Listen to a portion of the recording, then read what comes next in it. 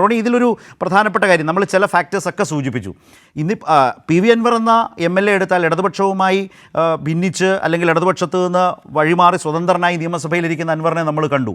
അത് കഴിഞ്ഞ് കുറേ കഴിഞ്ഞപ്പോഴേക്കാണ് അദ്ദേഹം UDFുമായി കൂടുതൽ അടുക്കുന്ന നില വന്നപ്പോഴാണ് അവിടെ ഒരു ഉപതെരഞ്ഞെടുപ്പ് സമ്മാനിച്ച് ആ ഉപതെരഞ്ഞെടുപ്പിലൂടെ സർക്കാരിനെതിരായ ഒരാളെ ജയിപ്പിച്ചെടുക്കാൻ കഴിയുന്ന ഒരു രാഷ്ട്രീയ സഹകരണം UDFുമായി മുന്നോട്ട് കൊണ്ടുപോയത്. പക്ഷേ അത് വിജയത്തിലെത്തിയില്ല. അതിനിടയിൽ പാലക്കാട് ഉപതെരഞ്ഞെടുപ്പ് വന്നു. അദ്ദേഹം നിർത്തിയ സ്ഥാനാർത്ഥിയെ പിൻവലിച്ച് UDFിന് സഹായകരമായ നിലപാടെടുത്തു. ചേലക്കരയിൽ അത് വർക്കൗട്ടായില്ല. അതിനുശേഷവും അത് മുന്നോട്ട് വന്നു. നിലമ്പൂർ വന്നപ്പോഴേക്ക് അത് കുറേ കൂടി ഏതാണ്ടൊരു ധാരണയിലെത്തുന്നു എന്ന ഘട്ടം വരെ വന്നിട്ടാണ് പിരിഞ്ഞു പോയത്, അല്ലെങ്കിൽ ഭിന്നത മൂർച്ഛിച്ചത്, അല്ലെങ്കിൽ സതീശനും അൻവറും തമ്മിലുള്ള പോരൊക്കെ നമ്മൾ കണ്ടത്. ആ ഒരു ഫാക്ടറാണ് ഇപ്പോൾ ഇവിടെ ഈ ചർച്ചയിൽ വന്ന പോലെ അതിൻ്റെ ഒരു ആഘാതം ഏൽക്കാൻ പോകുന്ന, അല്ലെങ്കിൽ അൻവർ എന്തെങ്കിലും വോട്ട് പിടിച്ചാൽ അതിൻ്റെ ഒരു ഡാമേജ് ഏറ്റവും അധികം നേരിടാൻ പോകുന്നത് UDF ആണ് എന്ന് പറയുന്ന അനുമാനം ഇവിടെ ഉയർന്നു വന്നു. രണ്ടാമത്തെ പ്രധാനപ്പെട്ട കാര്യം, ഈ മുസ്ലിം സമുദായത്തിലുണ്ടായിട്ടുള്ള രൂപപ്പെട്ട കോൺഗ്രസ് നേതാക്കൾ പോലും പ്രതീക്ഷിക്കാത്ത വിധത്തിലുള്ള അതൃപ്തിയുടെയും എതിർപ്പിൻ്റെയും ഘടകം. അതുപോലെ തന്നെ സമാനമായ രീതിയിൽ തന്നെ മലയോര മേഖലയിലുണ്ട്. കത്തോലിക്ക കോൺഗ്രസിൻ്റെയൊക്കെ പ്രസ്താവന താങ്കൾ ശ്രദ്ധിച്ചു കാണും. മലയോര മേഖലയിൽ കോൺഗ്രസ് നേരിടേണ്ടി വന്ന എതിർപ്പ് എന്നുള്ളതുണ്ട്. അതുപോലെ തന്നെ കോൺഗ്രസ് ആഗ്രഹിക്കാത്ത വിധത്തിലാണ് ക്ഷേമ പെൻഷൻ വാങ്ങുന്ന ആളുകളെ കൈക്കൂലിക്കാർ എന്ന് അധിക്ഷേപിച്ചു. അത് ഈ പ്രചാരണത്തിൻ്റെ തുടക്കത്തിൽ സംഭവിച്ച ആ പ്രശ്നം, എനിക്ക് തോന്നുന്നു ജൂൺ മാസം 2-ാം തീയതിയാണ് KC വേണുഗോപാൽ അവിടെ പ്രസംഗിക്കുന്നത്. ഇന്നുവരെയും അത് ഗൗരവമായ വിഷയമായി, ഒരു പ്രചാരണ വിഷയമായി നിന്നു, ലൈഫുമായി ബന്ധപ്പെട്ട്. അതിൻ്റെ തർക്കത്തിലേക്കല്ല, വോട്ടെല്ലാം വീണ് കഴിഞ്ഞല്ലോ. അപ്പോൾ ഈ ഘടകങ്ങൾ നിങ്ങൾക്ക് തുടക്കത്തിൽ വലിയ ആത്മവിശ്വാസം ഉണ്ടായിരുന്നൊരു മണ്ഡലത്തിൽ നിന്ന് നിങ്ങളുടെ വലിയ ആത്മവിശ്വാസത്തെ കെടുത്തുന്നതും നിങ്ങൾക്ക് വളരെ പ്രതികൂലമായ ഘടകങ്ങൾ ആയി മാറിയവയല്ലേ ശ്രീ റോണി കെ ബേബി? നിലമ്പൂർ ഉപതെരഞ്ഞെടുപ്പ് പ്രഖ്യാപിച്ച അന്നു മുതൽ, അതിന്റെ പ്രചരണം ആരംഭിച്ച അന്നു മുതൽ ഞങ്ങളുടെ നേതാക്കന്മാര്, ഐക്യ ജനാധിപത്യ മുന്നണിയുടെ നേതാക്കന്മാര്, ബഹുമാനപ്പെട്ട പ്രതിപക്ഷ നേതാവ് ഉൾപ്പെടെ പറഞ്ഞത് ഇതൊരു രാഷ്ട്രീയ പോരാട്ടമാണ്. LDFും UDFും തമ്മിലുള്ള കൃത്യമായിട്ടുള്ള നേർക്കുനേർ രാഷ്ട്രീയ പോരാട്ടമാണ്.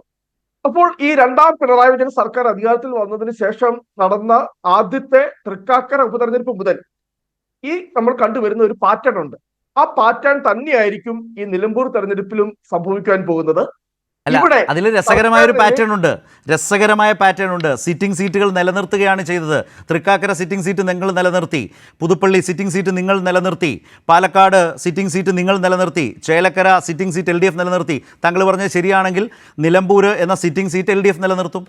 താങ്കൾ പറഞ്ഞ പാറ്റേൺ ആണെങ്കിൽ വളരെ ഇൻട്രസ്റ്റിംഗ് ആണ്. അതല്ല ആ പാറ്റേൺ ഞാൻ പറഞ്ഞു വരുന്നത്, ഈ അങ്ങ് ഇവിടെ പരാമർശിച്ച തൃക്കാക്കരയാണെങ്കിലും പാലക്കാടാണെങ്കിലും ചേലക്കരയാണെങ്കിലും പുതുപ്പള്ളി ആണെങ്കിലും അവിടെയെല്ലാം വോട്ടിംഗ് ശതമാനത്തിന് നേരിയ ഇടിവുണ്ടായിട്ടും ഞങ്ങൾ വലിയ ഭൂരിപക്ഷത്തിലേക്ക്, ഇപ്പൊ നമ്മൾ ഇവിടെ അങ്ങ് പറഞ്ഞു ചേലക്കരയില് ഇടതുപക്ഷത്തിന്റെ സീറ്റ് നിലനിർത്തി എന്ന് പറയുന്നു.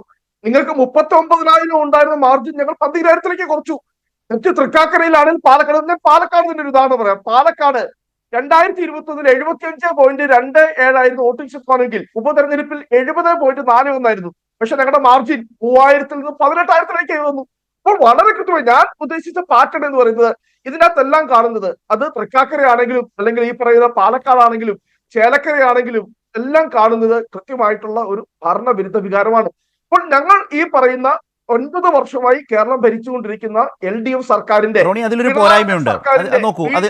ഓരോന്നായി ജനങ്ങളുടെ മുമ്പിൽ വിചാരണ ചെയ്യുവാൻ, ജനമധ്യത്തിൽ എത്തിക്കുവാൻ, അത് ക്ഷേമ പെൻഷനുകൾ മാത്രമല്ല. അതിലൊരു പോരായ്മയുണ്ട്. എന്തുകൊണ്ടാണെന്ന് വെച്ചാൽ തൃക്കാക്കര നിങ്ങൾ എങ്ങനെയൊക്കെ ന്യായീകരിക്കാൻ ശ്രമിച്ചാലും നിങ്ങൾ UDFനെ സംബന്ധിച്ച് നിങ്ങൾ ഏത് സാഹചര്യത്തിലും ജയിക്കുന്ന മണ്ഡലങ്ങൾ ഏതാണ് എന്ന് എഴുതിയാൽ അതിൽ 1-ാമത്തെ പേരായി എഴുതാവുന്നതാണ് തൃക്കാക്കര. PT തോമസിൻ്റെ മരണത്തിന് ശേഷം. മറ്റൊന്ന് ഉമ്മൻചാണ്ടിയുടെ മണ്ഡലം. ഉമ്മൻചാണ്ടി മരിക്കുന്നു, മകൻ മത്സരിക്കുന്നു. ആ 2 മണ്ഡലങ്ങളും ഏത് സ്വഭാവത്തിലാണെന്ന് മനസ്സിലാക്കാം. നേരത്തെ ഷാഫി പറമ്പിൽ മത്സരിച്ചത് മെട്രോമാനുമായിട്ടാണ്. അന്നുണ്ടായ ഒരു സാഹചര്യത്തിൽ ഉള്ള ഒരു ഭൂരിപക്ഷത്തെ അല്ല ഇപ്പോൾ കാണേണ്ടത്. ഈ തെരഞ്ഞെടുപ്പിൻ്റെ പശ്ചാത്തലത്തിൽ ആകെ കാര്യങ്ങൾ മാറി. BJPക്കകത്തെ വലിയ തർക്കങ്ങൾ, അതിനെ തുടർന്ന് വന്നിട്ടുള്ള വോട്ട് ചോർച്ച ഒരു ഭാഗത്ത് നിൽക്കുന്നു. നിങ്ങൾക്ക് SDP അടക്കമുള്ള മത തീവ്രവാദ സംഘടനകളുടെ പിന്തുണ വളരെ പരസ്യമായി തന്നെ വന്നിട്ടുള്ളത്. അങ്ങനെ ആ വോട്ട് സമാഹരണം അവിടെ നടന്നിട്ടുണ്ട്. സ്വാഭാവികമായും ഭൂരിപക്ഷം കൂടും. അവിടെ ഇടതുപക്ഷത്തെ സംബന്ധിച്ച് ആ നിലയിൽ അത്ര വലിയ സ്റ്റേക്കില്ല എന്നുള്ള രാഷ്ട്രീയ യാഥാർത്ഥ്യവും നിൽക്കുന്നു. പക്ഷേ അത് വെച്ചാണോ അളക്കേണ്ടത് എന്ന പ്രശ്നമുണ്ട്.